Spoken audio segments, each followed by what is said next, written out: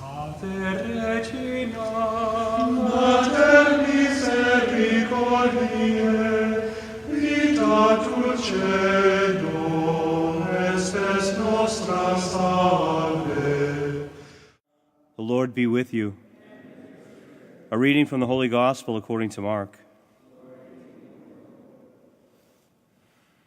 After crossing to the other side of the sea, Jesus and his disciples came to the land at Gennesaret and tied up there. As they were leaving the boat, people immediately recognized him. They scurried about the surrounding country and began to bring in the sick on mats to wherever they heard he was. Whatever villages or towns or countrysides he enters, they laid the sick in the marketplaces and begged him that he might only touch the tassel on his cloak. And many, as he touched it, were healed. The Gospel of the Lord. Today is the feast of Our Lady of Lourdes, the apparitions of our Blessed Mother to Bernadette Soubirous in France. It's interesting that the readings are what they are today. They don't always line up with the feast, but they're key insofar as things that I will get to. Shortly before the apparitions, about 4 years before the apparitions of Our Lady of Lourdes, which took place in 1858, Pope Pius IX declared the dogma of the Immaculate Conception. The dogma wasn't necessarily well known at the time, and Bernadette Soubirous had no knowledge of this dogma. And in the apparitions, in her first apparition, the Blessed Mother appears to her and says she is the Immaculate Conception. And that's the dogma that Pope Pius IX promulgated. And so when she went to her bishop was quite surprised that she would use this title because he knew that this wasn't common knowledge. And it's part of the testimony that verifies these apparitions.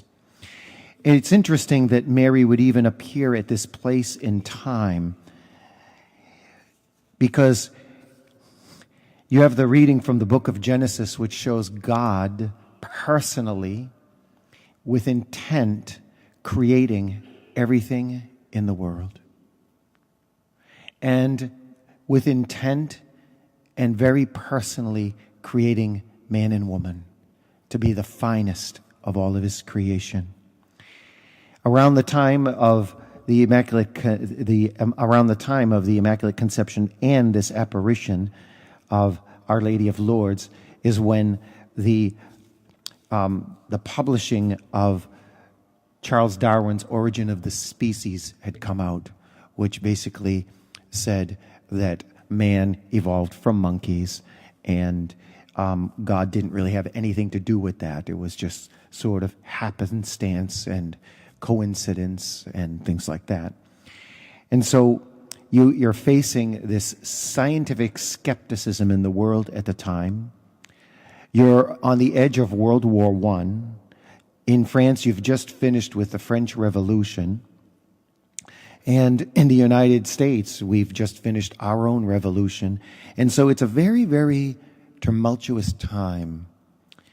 And Mary says to Bernadette, people need to pray. People need to convert back to God and start getting rid of sin in their life. They need to start living a life of chastity and virtue. This is what Mary was saying to her. The need for this message has not gone away because all the characteristics of things that you see around the time period of this apparition of Lourdes, all of these things you see are still happening in one way, shape, or form today. Why is that? Because people are sinful. And without Christ, we can't get rid of sin. But not everyone knows Christ. And so we have churches so that Christians may gather, so that Catholics can find strength in the Mass and the Eucharist and confession and fellowship amongst each other, so that Catholics can produce schools where men and women will grow to become leaders and organizers and revolutionaries in a world that seems to be sinful, revolutionaries for virtue. Praise you, Jesus.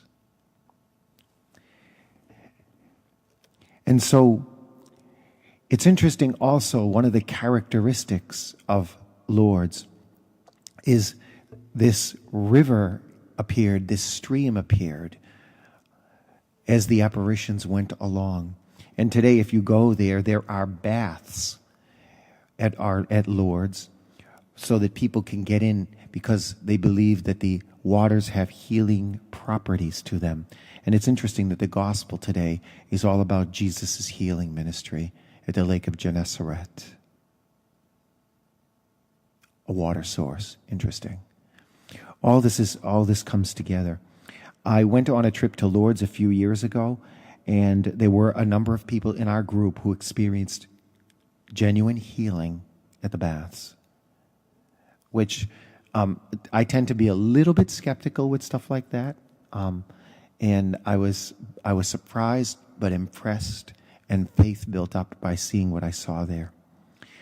The message of Lourdes, though, is not obsolete. And it needs to be taken seriously by all of us.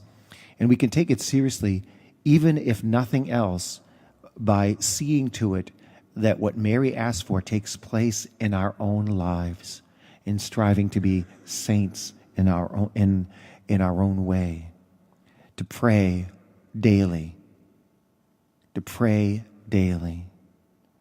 to experience the sacrament of reconciliation and experience conversion and healing, to experience the Eucharist often, which we do here at daily Mass, and to be a people of charity.